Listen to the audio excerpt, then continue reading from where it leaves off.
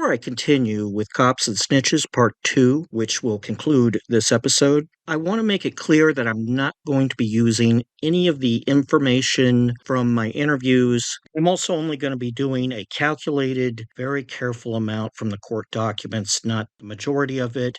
And that's because I put so much work into this that I don't want somebody just taking it and using it on YouTube. I don't get any compensation for it. I want that all to be in my book so that people are incentivized to read it. So anybody who has given me information, if you don't hear any of that in future episodes, or if you only hear a little bit of it, that's because I'm saving it. I'd also like to note that there are things in Murder Machine that will not be in my book. They were already covered in Murder Machine. I don't really care that much about Nino's trial details. You won't hear as much about Dominic that you heard in Murder Machine. You'll hear some other things as PTSD, some shocking new details about him that wasn't known even by Walter Mack at that time, including some confessions.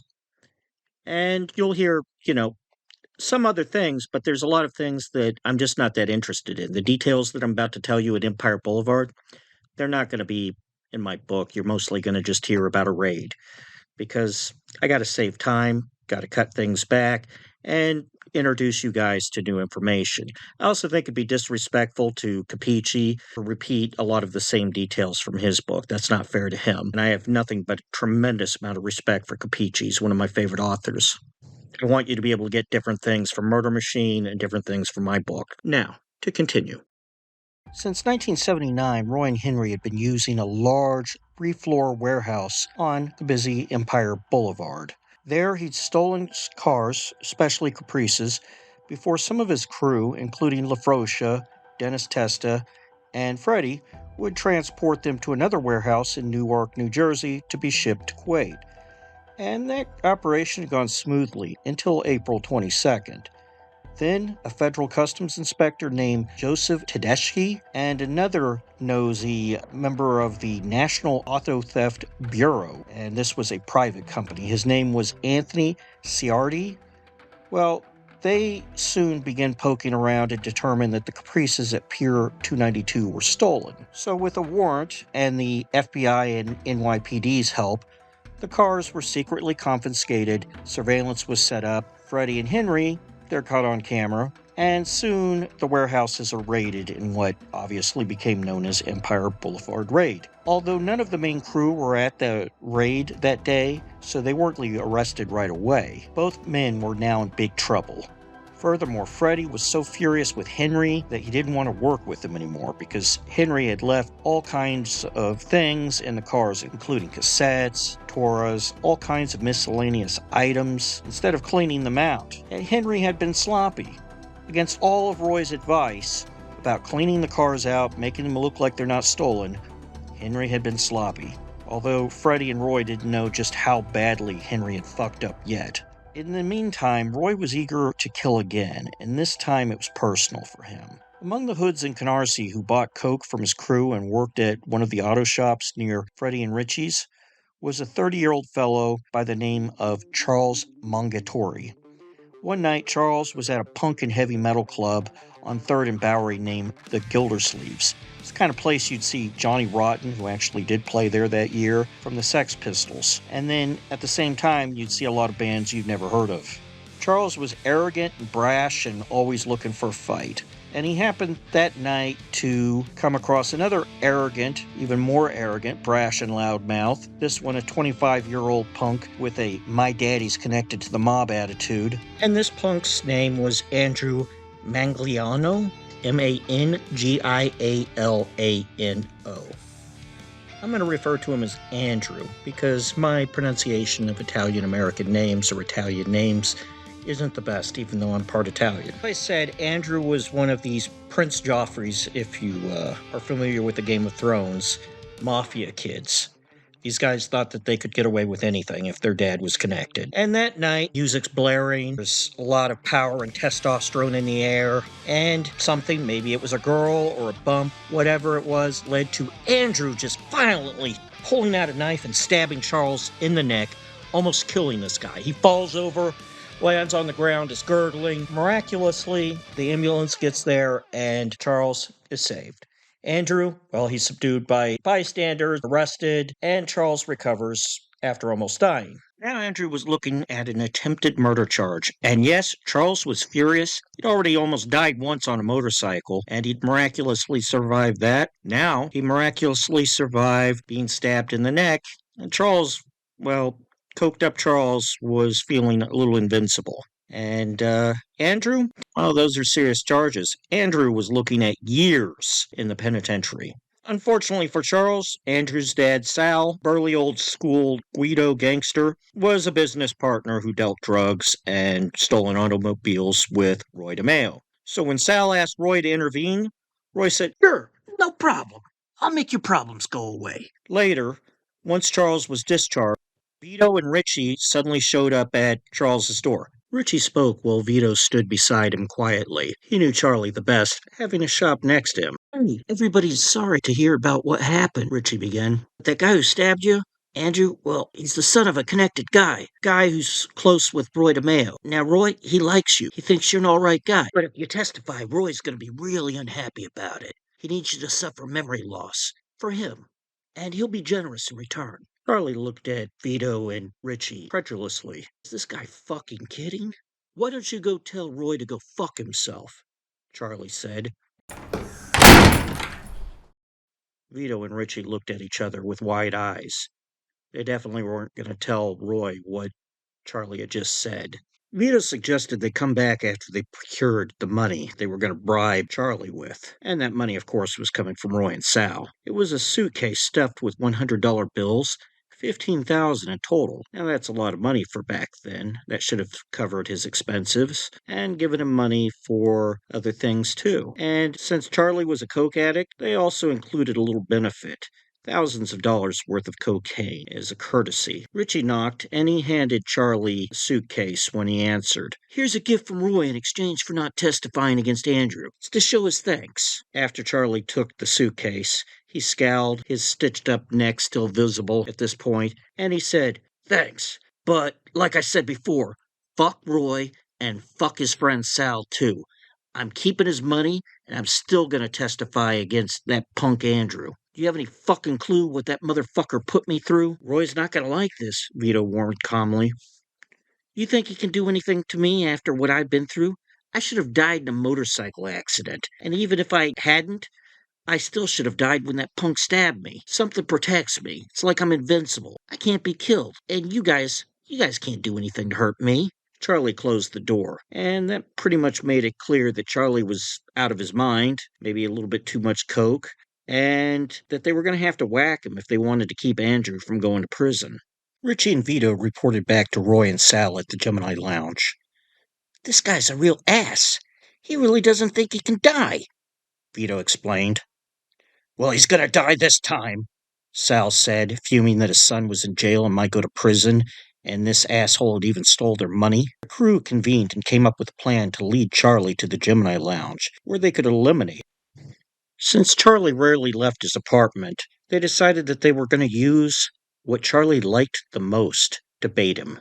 Cheap coke. Richie stopped by Charlie's house. "Hey, would you like a deal? I have some coke over at the clubhouse behind the Gemini Lounge." Charles was suspicious, but the offering was tempting, and he agreed. That night when Charles was to arrive, everybody was ready to make sure this guy did the Houdini.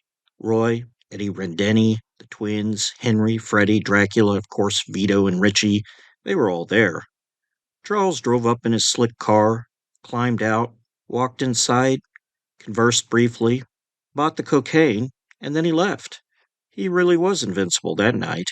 You see, Charles brought a little kid with him who was sitting in the back seat, and he was waiting for Charles to come out. Nobody ever learned who that kid was. Maybe it was Charles, maybe it was his nephew, who knows. But that kid was like a crucifix among vampires, even if he was still outside. Most of the men present, including Roy and the twins, weren't willing to whack a kid afterwards, and they couldn't just leave him out there. Not sure about Dracula. He might have if he was ordered to. He would have probably been the most likely. God damn it. Now they were going to have to try something else. Finally, when the crew became desperate enough, because Charles was going to actually testify that same week, Richie just walked over to Charles' place, they were nearby, and talked him into coming over and helping him work on a stolen Porsche in his own garage. And like I said, they were right next to each other, so that move was especially risky. And Charles, not expecting anything, he agreed. And when he walked inside, there were Roy and Henry, and they opened fire and began shooting Charles apart. Charles charged, and even after being shot quite a few times, he almost made it out. It's like this guy was a Canarsie Rasputin who just refused to go down when he was being killed. But eventually Charles collapsed, and that was that. Roy might have been angry at Charles Mongatori at first, but now that he was dead, Roy was a little impressed at how hard it had been to take him down. I know I shot him 8 times in the head, and this kid, he's still running back and forth, DeMeo said. Roy had also slit his throat. Unfortunately, a friend nearby, Daniel Scatero, for whatever reason, ambled over to Richie's garage. Now, although Murder Machine said Scutaro was stalled and killed on a whim, and he said it was just, Roy being bloodthirsty, I've been told by somebody that Richie forgot to lock his garage and Scutaro just wandered in. And that sounds more plausible since their garages were so close together and they all knew each other. Either way, Roy and Henry fired on Scutaro, and unlike Charles, he immediately toppled over dead. Vito and Richie then hauled the bodies into the back of the trunk of a stolen car, and they drove over to a cemetery and left the bodies there. Later, Richie realized that he had left his wallet in the back of the car. He had dropped it, and he panicked and called Vito. I lost my wallet. I think I left it in the trunk, Richie said. Vito, well, he agreed to drive over there, and they managed to retrieve it. Afterwards, Vito said, Roy would have been pissed if he heard about this. Don't tell him. He'll kill me. That July was when Roy had his famous barbecue, which he filmed. And you can see the barbecue footage over at Dominic Montiglio, The Life, on YouTube. I think he covered all the barbecue footage. That's owned by Ross Broder, a fellow I know very well. And that day, Roy had been very nervous and unhappy. You could see that he had grown a large belly, and that's because Chris was dead, and he was having all these legal problems now, and he had become very insecure and depressed. Roy wasn't the cheerful, hilarious self he used to be. Sometimes he even expressed regret that he'd ever even joined the mob, and that he should have followed Nino's advice and just stayed an associate. And in the coming years, by the way, Roy would sometimes even express feelings that he wished that he'd never been born, or that he wanted to off himself, though it's difficult to know how sincere his suicidal feelings were since he also fantasized about faking his own death. Maybe they were both true. But for now, Roy just seemed morose.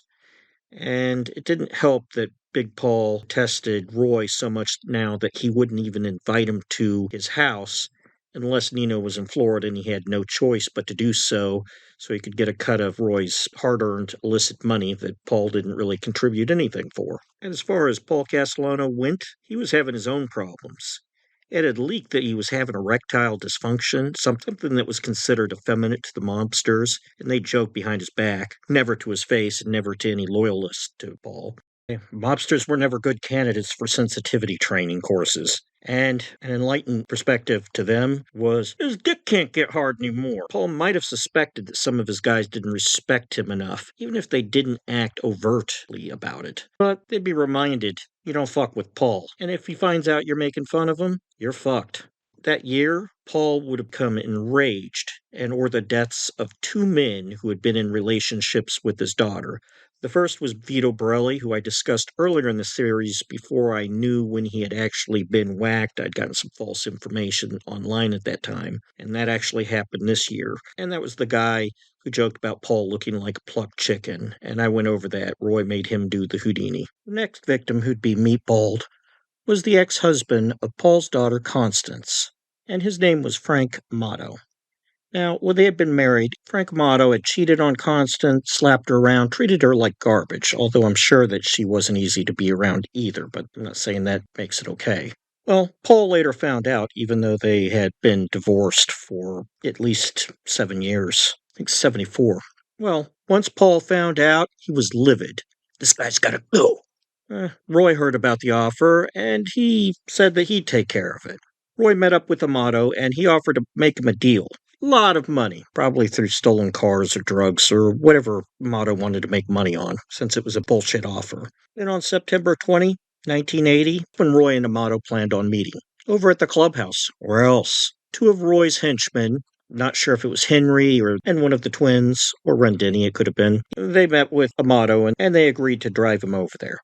On the way, Amato decided something's not right here, and he started shaking. By the time they arrived, Freddie was outside pinching pennies. He was hunkered over. He glanced up curiously and watched as the trembling Amato was escorted in by those two thugs.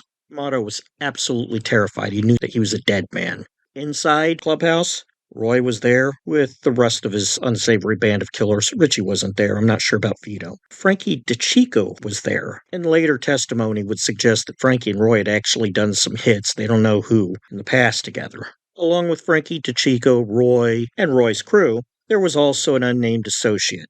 I never found out who that guy is, or I haven't found out so far. Might have been a snitch later, and that's why they kept it secret. But whoever it was, he was supposed to make his bones that night so that he could get his button. When the associate was about to shoot Amato, they handed him a machine gun. He looked up, held it, and he just couldn't kill somebody. Eventually, after being encouraged and still not being able to do it, Roy left, seized the gun, and fired several rounds at Amato with cold eyes and a smirk. "That's how you do it," Roy taunted. Amato's body was chopped up in the traditional way, but instead of taking him to Fountain Avenue that night, Freddie and Richie and Roy, they brought him to a van and they drove over to Richie's new boat. And there they sailed out 65 miles the Atlantic and threw him overboard in garbage bags. After that, Roy was feeling good. He thought chopping up those two guys during that fall, that would impress Paul. It had to. But no, Castellano continued to treat Roy coldly. It was just his obligation as far as Paul was concerned. He'd use Roy, but that's it. Near the end of October, another car dealer was murdered inside the clubhouse. Once again, Frankie DeChico had joined them. Nobody who investigated the crime, so far at least, has ever known who that car dealer was. But his body vanished and had either been hauled away by the Vulpes dump truck, Anthony's cousin, and probably driven by Anthony, for that matter, or he'd been driven over to Richie's boat by Richie's van and there tossed over into the ocean to be used as, Roy always joked, shark bait. In the meantime, on the night of Nino's going away party at Tommaso's restaurant, he was going to prison tomorrow and was looking at for years, McCabe and Nelson watched in an FBI car. They saw the mobsters walking in, kissing cheeks, and the usual. Suddenly, Roy stormed outside drunk, and he shouted, "Jiminy! Junie! You killed me! I'm a dead man because of you!" Saliva flying from Roy's lips. McCabe looked at Roy like he was an idiot. "Roy, what are you talking about? You testified at the Fadicho hearings. You told them I sold drugs. When Paul finds out, he's gonna have me whacked." "Roy, I only told the jury what I believe. Ask any of your friends inside there, and they'll tell you I've always treated them right and fairly and that I don't lie." Roy, you could smell the alcohol on him, leaned over in the car window, and he looked at them with disgust. "You're as much killers as we are." And then Roy whirled away and left. McCabe and Nelson could only think, Roy's coming apart. McCabe even thought one step further. It won't be too much longer before we have enough evidence to prosecute that son of a bitch. And when that happens, he's either going to flip, and I think he will, or if he doesn't, he'll end up in the back of a trunk, courtesy of those so-called friends that he has. Well, all this had been going on. Roy had a new adversary, and this was a guy who had been hearing about Roy for a while, at least his crew. And his name was Walter Mack. Mack was an assistant DA, Second Circuit Federal Court. And Walter was every bit as tenacious, tough, and brilliant as Kenny McCabe was. Now, I know Walter in real life.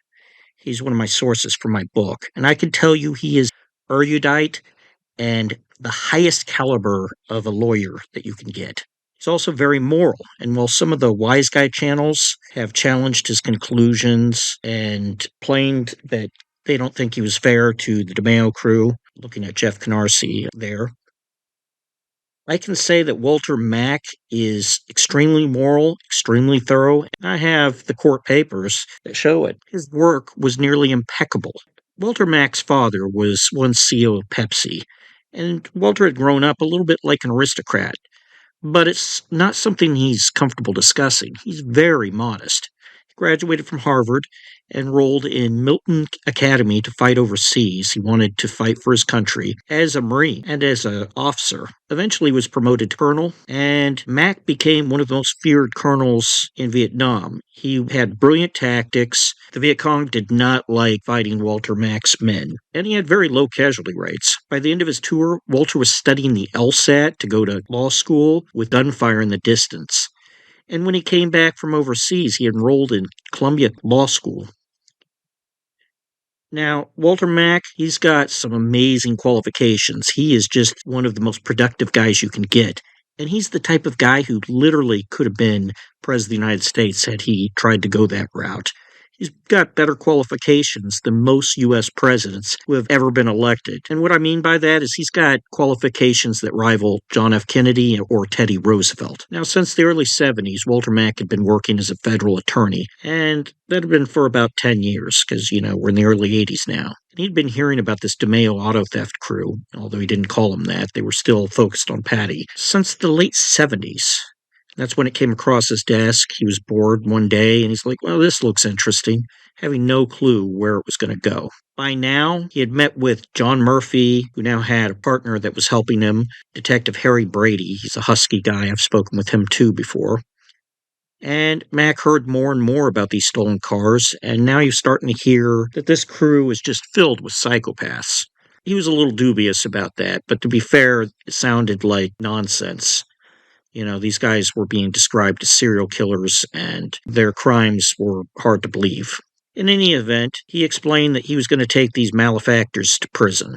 Over time, Mac met Kinney, and his interest grew about the auto theft and possible series of murders. I mean, with what all the informants were saying, this crew had the most dangerous and vicious reputation they had ever heard.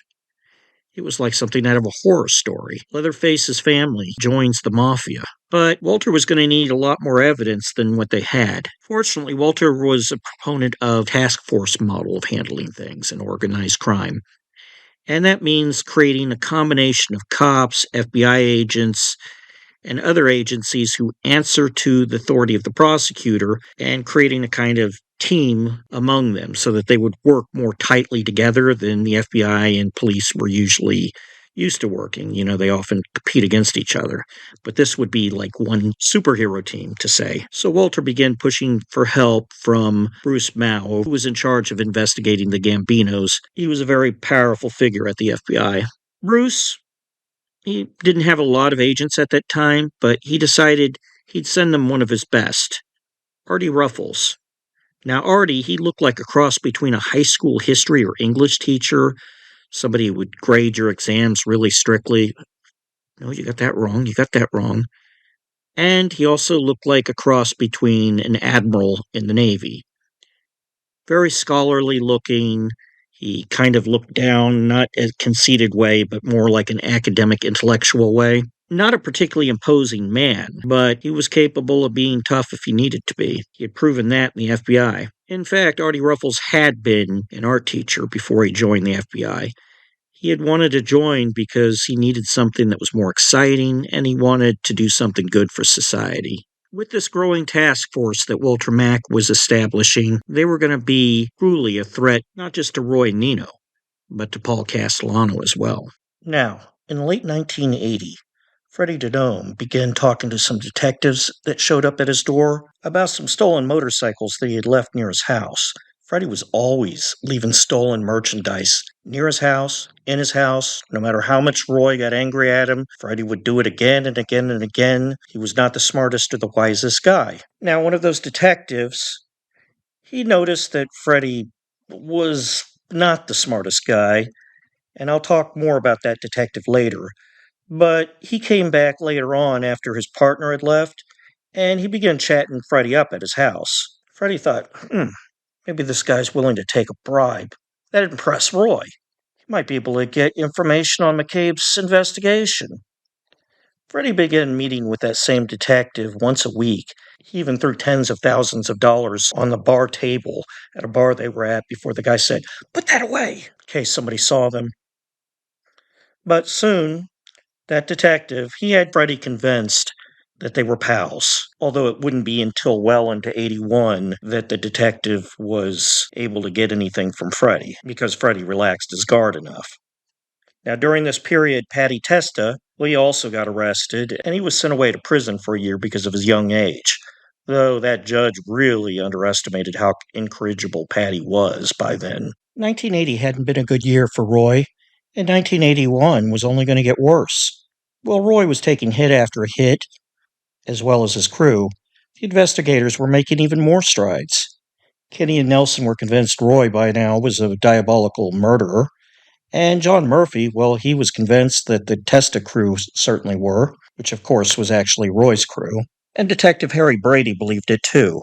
Now, well, Nelson wasn't going to be a part of Walter's task force. He remained McCabe's unofficial partner, while Artie Ruffles handled the FBI part and began collecting information. Walter was prepping his task force. He had begun talking to the informants about what they had told Murphy, and Kenny and Nelson would discuss the sinister reputation DeMeo and his minions had. Even other wise guys didn't like going near them. They were a cult of serial killers as much as they were gangsters. Artie Ruffles? He was flummoxed. He hadn't heard of anybody this dangerous since the days of Murder Inc. Now, Walter, he was still cautious about prosecuting them until he knew for sure were as bad as they were said to be. He had to be patient and methodical, but if the horror stories were true, he'd act when he had enough evidence. And once Walter acted, he never gave up, until everybody went down. Meanwhile, elsewhere, Roy was unhappy, and he was worried. Kenny knew about his drug dealing, and now Paul might hear about it too. And what else did Kenny and Nelson know about? Somebody was snitching, somebody close, and maybe even more than one. Soon Murphy and Brady would be watching his house, and by then, Roy wouldn't be able to find solace anywhere. Surveillance would be followed by a subpoena, and more arrests among his crew. Roy was becoming furious, and he was becoming afraid. Somebody was going to die for this, maybe even quite a few. A week might only go by before Roy missed the invincible feeling that taking a life gave him, and Roy was ready to kill every last rat in Brooklyn if he had to, and anybody else who crossed him, until all his enemies were finally gone.